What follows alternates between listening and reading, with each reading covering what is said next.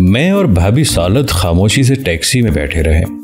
موچی دروازے کے باہر جہاں مونگ پھلی، چلغوزے اور دیگر ڈرائی فروٹ کی دکانیں ہیں، بٹیارے بھنے ہوئے چنے پھلکیاں تھوک کے بھاؤ بیچتے ہیں، یہاں ہم نے ٹیکسی چھوڑ دی اور پیدل چل دیے۔ گرمیوں میں یہ بازار باہر کی نسبت بہت ٹھنڈا تھا۔ اس بازار کی اشیاء، لوگ اور بولی سن کر لگتا تھا جیسے ہم کسی قصباتی علاقے میں آ گئے ہیں۔ چھوٹی اینٹوں کے مکان 3 منزلہ اوپر کو نکلے تھے اور یوں لگتا تھا جیسے اوپر جا کر ان کے ماتھے آپس میں مل جائیں گے۔ اچار والوں کی دکانوں کے پاس سے جہاں سامنے ہی پتنگوں والے نے بڑے بڑے قد آدم پتنگ سجا رکھے تھے، ہم ایک بغلی گلی میں مڑ گئے۔ یہاں ہی اس گلی میں روشن کا مکان تھا۔ یہ مکان ضرور غدر سے پہلے تعمیر ہوا ہوگا۔ اس کے چھجے، شہنشین، کھڑکیاں، اندر داخل ہونے والا دروازہ سب علی بابا کے عہد کی چیزیں تھیں۔ اندر مکان کے فرشوں میں کالی سیاہ شطرنجی بچھی تھی۔ جس کمرے میں ہمیں بٹھایا گیا وہ بیک وقت بیٹھک، آفس اور مہمان خانہ تھا۔ ایک کونے میں ہرا ٹیبل فین پڑا تھا جو ہماری آمد سے لے کر ہماری رخصتی تک بہت کوشش کے باوجود ایک بار بھی نہ چلا۔ صوفوں پر سفید چادریں اور پلنگ پر کڑھائی سے اٹا ہوا لیس لگا پلنگ پوش بچھا تھا۔ ہماری آمد کے بعد روشن کی ماں آئی۔ ماں کے بعد روشن کی 2 چھوٹی بہنیں، 2 ممانیاں اور پھر ایک پھوپھی آ کر بیٹھ گئیں۔ اس کے بعد مرد آنے شروع ہوئے۔ آہستہ آہستہ کمرے میں کوئی ایسی جگہ نہ تھی جس پر کوئی بیٹھا نہ تھا۔ میزوں پر کوکا کولا، پھل، موچی دروازے کی خاص مٹھائی، شامی کباب اور جانے کیا کیا سجا دیا گیا تھا۔ وہ تمام لوگ نروس ہونے کی وجہ سے خاموش تھے۔ صرف گلبرگ میں بیائی ہوئی ایک پھوپھی اپنے رتبے کے اعتبار سے بات چیت کرتی رہی۔ آپ ریڈیو اسٹیشن پر کام کرتے ہیں نا؟ پھوپھی نے سوال کیا۔ جی، آج کل چھٹی پر ہیں، ان کی طبیعت کچھ ٹھیک نہیں آج کل، بھابھی سالت نے میری طرف سے جواب دیا۔ آپ حامد صاحب کو جانتے ہیں؟ کون سے حامد صاحب؟ وہ میرے شوہر کے کزن ہیں، ریڈیو اسٹیشن پر انجینئر ہیں۔ مجھے چھوٹے سے قد کے سیامی بکری جیسے حامد صاحب یاد آ گئے۔ جی جانتا ہوں، زکی صاحب کے گھر بھی آنا جانا ہے ہمارا۔ کون زکی صاحب؟ میں نے سوال کیا۔ وہ ڈراموں میں کام کرتے ہیں، بڑی مزاحیہ طبیعت ہے ان کی، میرے بچے انہیں بہت پسند کرتے ہیں۔ جب بھی ہمارے گھر میں کوئی فنکشن ہوتا ہے وہ ضرور آتے ہیں، اپنے سازندے بھی لے آتے ہیں ریڈیو اسٹیشن کے، انہیں بڑے فلمی گانے آتے ہیں۔ مجھے سرے سے یاد نہیں آ رہا تھا کہ زکی صاحب کون ہے، لیکن میں نے لا علمی ظاہر کر کے پھوپھی کو شاک کرنا مناسب نہ سمجھا۔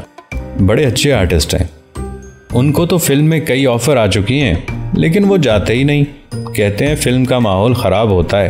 بڑے شریف آدمی ہیں، ہم جب بھی پارٹی کرتے ہیں انہیں ضرور بلاتے ہیں، کوئی مائنڈ نہیں کرتا۔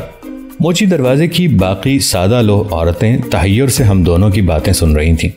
شلوار قمیصوں میں ملبوس تاجر پیشہ دکاندار مرد کھانے پینے کی چیزیں لانے میں مصروف تھے۔ پھوپھی کی معلومات کے آگے کسی کا دیا جل ہی نہیں سکتا تھا۔ بڑی دیر تک پھوپھی جان مجھ سے گلبرگ والوں کی باتیں کرتی رہی۔ پھر انہوں نے اس سامان کا ذکر شروع کر دیا جو وہ حال ہی میں ہانگ کانگ سے لائی تھیں۔ اس کے بعد انہوں نے اپنے بچوں کی پڑھائی کے مسئلے پر مجھ سے رائے چاہی۔ اس موضوع کے بعد انہوں نے پاکستانی کردار کی دھجیاں بکھیری۔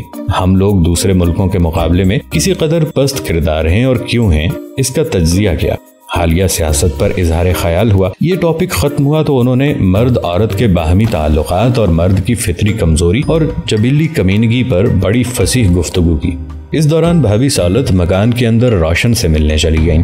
بڑی دیر بعد بھابھی سالت باہر آئیں تو ان کے ساتھ روشن تھیں۔ میں نے اسے چک کے سامنے کھڑے دیکھا۔ موتیا رنگت، ہلکا زرد لباس، پھیکے پھیکے ہونٹ اور بہت خوبصورت ہاتھ۔ اس کے بعد میں نے اس پر نظر نہ ڈالی۔ وہ مجھے پیلی موم کا بت نظر آئی۔ اس کی پلکیں رخساروں سے پیوست تھیں۔ غالباً اس نے میری طرف ایک بار بھی نگاہ اٹھا کر نہ دیکھا۔ کمرے میں شام کا اندھیرا چھایا ہوا تھا۔ جس وقت پھوپھی نے پہلا بلب جلایا، میں اور سالت بھابھی وہاں سے رخصت ہوئے۔ واپسی پر تنگ بازار میں سے چلتے ہوئے بھابھی سالت نے پوچھا، کیسی ہے؟ اچھی ہے۔ سب سے اچھی بات بتاؤں، سخت پردے میں پلی ہے۔ ماموں زاد، چچا زاد، پھوپھی زاد بھائیوں سے ملنے کی بھی اجازت نہیں۔ تمہاری طرف بھی نگاہ اٹھا کر نہیں دیکھا۔ خوش نصیب و قیوم، ایسی لڑکی اب ان علاقوں میں مل سکتی ہے، ورنہ اگر گلبرگ میں ڈھونڈتے تو بڑی تیز لڑکی ملتی۔ میرے دل میں چھوٹی سی امید کی کرن پھوٹی۔ بقول امثل ہر انسان کے اندر ایک چھوٹا سا رب چھپا ہوا ہے جو چاہتا ہے کہ زندگی میں اسے ایک سچا پجاری، ایک صادق عبد اور ایک سر ہتھیلی پر رکھنے والا عاشق مل جائے۔ جس وقت اللہ نے حضرت آدم میں اپنی روح پھونکی، اس وقت سے یہ چھوٹا خدا اس بات کا آرزو مند ہوا۔ اسی لیے آدم کی خواہش کے احترام میں حضرت حوا وجود میں آئیں۔ یہ اور بات ہے کہ اس کے بعد حضرت آدم اللہ کے سچے عبد نہ رہے، لیکن چھوٹا سا رب بننے کی تمنا ان کے ساتھ ہی زمین پر آئی۔ میں بھی کسی پجاری پر اپنی ذات کا مکمل بوجھ ڈال کر آزاد ہو جانا چاہتا تھا۔ انسان ساری عمر آزادی کی خواہش میں بھٹکتا رہتا ہے۔ یہ اس کی دوسری ایسی خواہش ہے جس کے اندر تضاد پہلے سے موجود رہتا ہے۔ چونکہ مشیت غالباً آزادی کی خواہاں نہیں، اس لیے اس نے روح کو پابند کرنے کے لیے جسم کی بیڑیاں پہنائیں۔ جب بھی روح مکمل طور پر آزاد ہونا چاہتی ہے، یہی جسم اس کی اڑانوں کو سست رفتار کر دیتا ہے۔ جب جسم پورے طور پر کھل کھیلنا چاہتا ہے اور ہر جوا اتار کر اپنے لیے مکمل آزادی کی کوشش کرتا ہے، روح جسم کے اندر کبھی احساس جرم، کبھی احساس گناہ، کبھی تصور خدا، کبھی تخیل مابعد کے نامعلوم جال پھیلا کر جسم کو قید کر لیتی ہے۔ بنیادی طور پر شروع سے انسان قیدی پیدا ہوا ہے اور اس قید سے بھاگنے کی سعی میں دیوانہ وار بھاگتا رہتا ہے۔ شاید ابا کو بھی اس قید کا شدید احساس تھا۔ کچھ لوگ اسی احساس سے اس قدر بوجھل رہتے ہیں کہ زندگی بھر انہیں نیستی کے سوا اور کسی چیز سے پیار نہیں ہو سکتا۔ وہ صرف اسی وقت پرسکون ہوتے ہیں جب نیند یا بے ہوشی کا غلبہ ان پر ہو جائے، پھر ان کے اندر جسم اور روح کی جنگ وقتی طور پر بند ہو جاتی ہے۔ عمر رفتہ میں محبوس یادیں ان کا کچھ بگاڑ نہیں سکتی، آنے والے مستقبل کی زنجیریں انہیں پابوس نہیں کر سکتی، اور وہ کچھ دیر کے لیے آزاد ہو جاتے ہیں، بالکل آزاد۔ آزادی کی اس خواہش نے انسان کو ہمیشہ بے قرار رکھا ہے، حالانکہ وہ اندر ہی اندر جانتا ہے کہ اس کے ضمیر میں ایک بہت بڑا حصہ غلامی کا بھی ہے، اور وہ مقید رہے بغیر پروان نہیں چڑھ سکتا، آگے نہیں بڑھ سکتا۔ جس قدر وہ آزادی کا خواہاں رہتا ہے، اسی شدت سے اطاعت، غلامی اور انکساری اس کی ذات کے لیے ضروری ہو جاتی ہے۔ شادی سے پہلے کئی دن میں انہی دو خواہشوں میں پرویا رہا۔ ایک طرف یہ تسلی تھی کہ روشن جس وقت میرے گھر میں داخل ہوئی، اس میں اتنی شکتی ہوگی کہ وہ میرے جسم اور روح کا تمام تر بوجھ اپنی محبت کے جیک پر اٹھا لے گی، اور سچا پجاری پا کر آئندہ میرے تجربات میرا کچھ نہ بگاڑ سکیں گے۔ میں اپنے آپ میں نہیں، اس کے وجود میں زندہ رہنے لگوں گا۔ دوسری طرف مکمل آزادی کی خواہش تھی۔ مجھے لگتا تھا کہ اگر وہ روشن ثابت نہ ہو سکی تو پھر میں شادی میں محصور ہو جاؤں گا، جیسے کبھی کبھی ندی رستہ پا کر ایک گہری جھیل میں جا گرتی ہے، اور پھر اس کے پانی نشیب کی تلاش میں نہیں بہتے، صرف پاتال کی طرف اترتے جاتے ہیں، اندھیرے کی طرف، گرم لاوے کی طرف۔ شادی سے 2-1 دن پہلے میرا دماغ اور جسم بالکل سن ہو گیا۔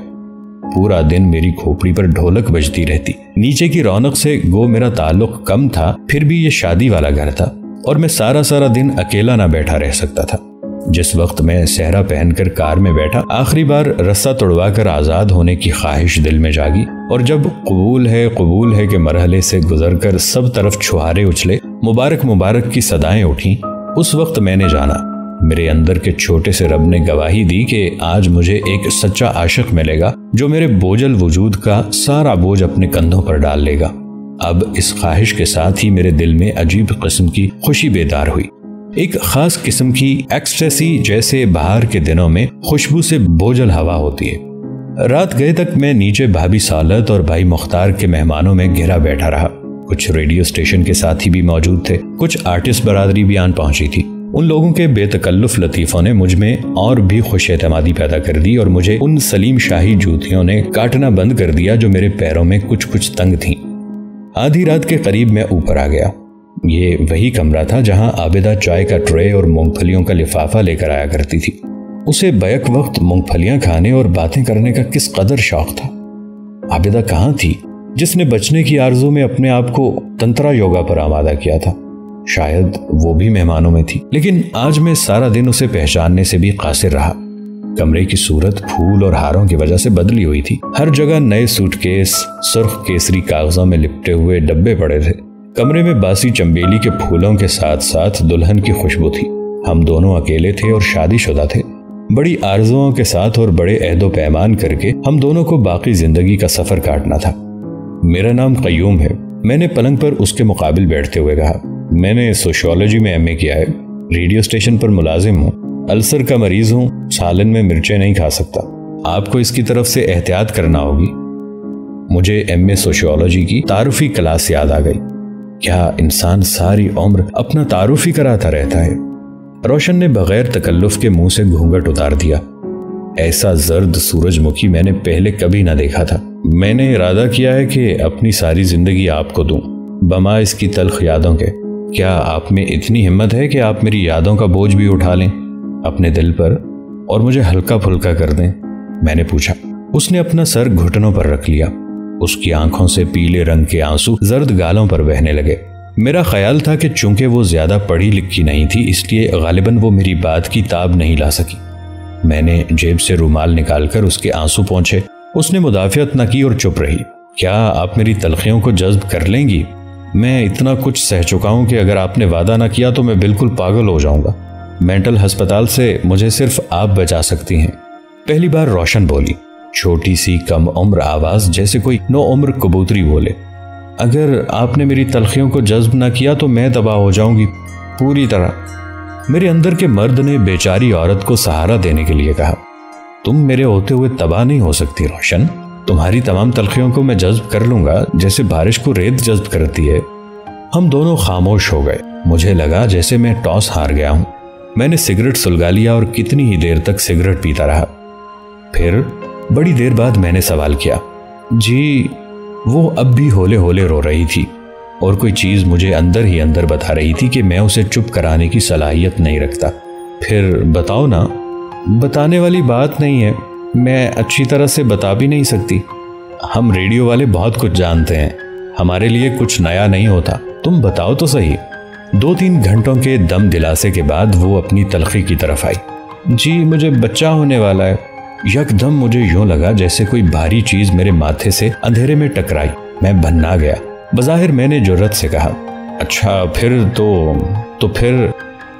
تو ایک دوسری بات ہے۔ اب وہ اونچے اونچے رونے لگی۔ میں نے اماں جی سے بہت کہا، ہاتھ جوڑے، خدا قسم بہت منتیں کی، لیکن وہ تو کہتی ہیں میں کسی قصائی کو بیچ دوں گی، اس کے ساتھ شادی نہیں کروں گی تیری۔ کون ہے وہ؟ بچے کا باپ۔ ہماری گلی میں پتنگوں کی دکان ہے اس کے باپ کی۔ پہلے وہ باپ کی دکان پر بیٹھا کرتا تھا، اب تو وہ جدے چلا گیا۔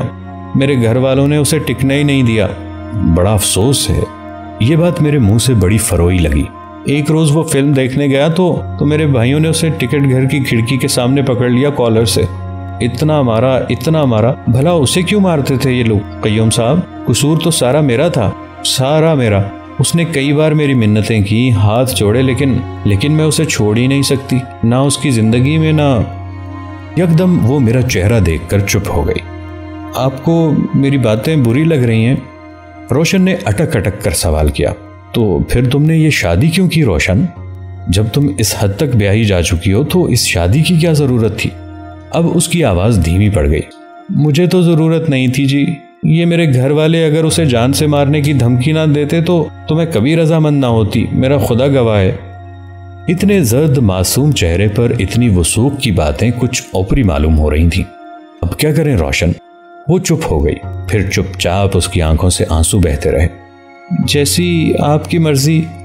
تم جدے خط لکھو، وہ تمہیں آ کر لے جائے، میں تمہیں اس کی امانت سمجھوں گا۔ یکدم اس کے آنسو خشک ہو گئے اور وہ ہکا بکا میرا چہرہ دیکھنے لگی۔ دیکھتی گئی، اس کی آنکھوں میں تحیر خوف کی حد تک منجمد ہو گیا تھا۔ آپ جی، چاہو تو میں ابھی تمہیں طلاق دے دوں، چاہو تو اس کی آمد پر فیصلہ کر دوں گا۔ میں نے جیب سے ایک خوبصورت گھڑی نکالی۔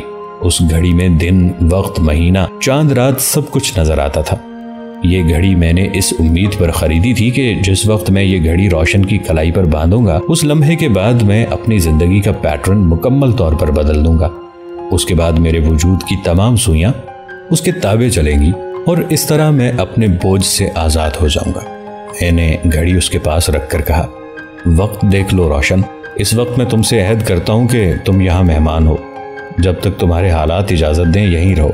اپنے آپ کو میری بیوی ظاہر کرنے میں سہولت ہو تو ایسے صحیح، میری بیوی کا رتبہ ناپسند ہو تو تم کھلم کھلا اظہار کر سکتی ہو کہ تمہارا مجھ سے کوئی رشتہ نہیں۔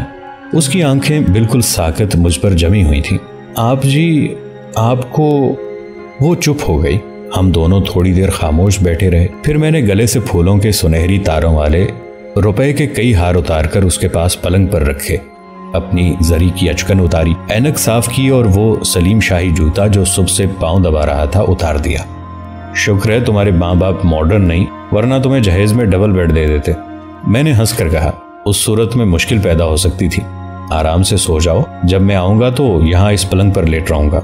आप कहाँ जा रहे हैं इस वक्त? कोई खास जगह नहीं, बस ऐसे ही। वो घबरा गई। आप भाभी सौलत को बताने चले हैं? डर कर उसने सवाल किया। नहीं, अगर आपने किसी से जिक्र किया तो मैं मर जाऊंगी। मुझ में अजीब किस्म की कुव्वत आ गई थी। मैं किसी से जिक्र नहीं करूंगा रोशन, लेकिन अगर जद्दे वाला किसी वजह से ना आ सका और बच्चे की आमद हो गई तो तुम इसे मेरा बच्चा जाहिर करना। वो मेरी तरफ देख रही थी, लेकिन आंखों से मुसलसल आंसू बहने की वजह से मुझे उसकी आंखें दिखाई ना देती थी। वो जरूर आएगा वो ऐसा नहीं है जैसा अम्मा समझती हैं। मैं रोशन के करीब हो गया और आहिस्ता से मैंने अपना हाथ उसके कंधे पर रखकर कहा, इंशाअल्लाह वो जरूर आएगा, हम दोनों दुआ करेंगे। यकदम रोशन ने मेरा हाथ पकड़ लिया और बिलबिला कर बोली, आपको भी तो कुछ बताना था मुझे। अभी इसका वक्त नहीं आया रोशन, बताऊंगा किसी रोज। जिस वक्त मैं सीढ़ियों से उतरा, सारा घर खामोश था। आंगन में बिरयानी और कौरमे की खुशबू थी। सब तरफ टूटे हुए फूल बिखरे पड़े थे। बरामदे में कालीन पर ढोलक के साथ 2-3 बाकिरा लड़कियां बेसुध सोई हुई थीं। उनके पास भाभी के दोनों तमाम बेटे मसूद और फरीद गुत्थम गुत्था बेफिक्रे पड़े थे। अंदर बाहर बिजली के खंभों की गोखर जागी हुई थी। मैंने सीढ़ियों के नीचे से अपना मोटरसाइकिल दबे पांव बाहर निकाला और दूर तक मोटरसाइकिल को पैदल चलाता निकल गया।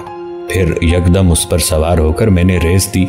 रात के पिछले पहर मोटरसाइकिल की आवाज चिंगाड़ कर दूर दूर फैल गई। यकदम मुझे यूं लगा जैसे दिखाई नहीं दे रहा। मैंने चेहरे पर हाथ फेरा। खुदा जाने कब से मेरे आंसू बह रहे थे।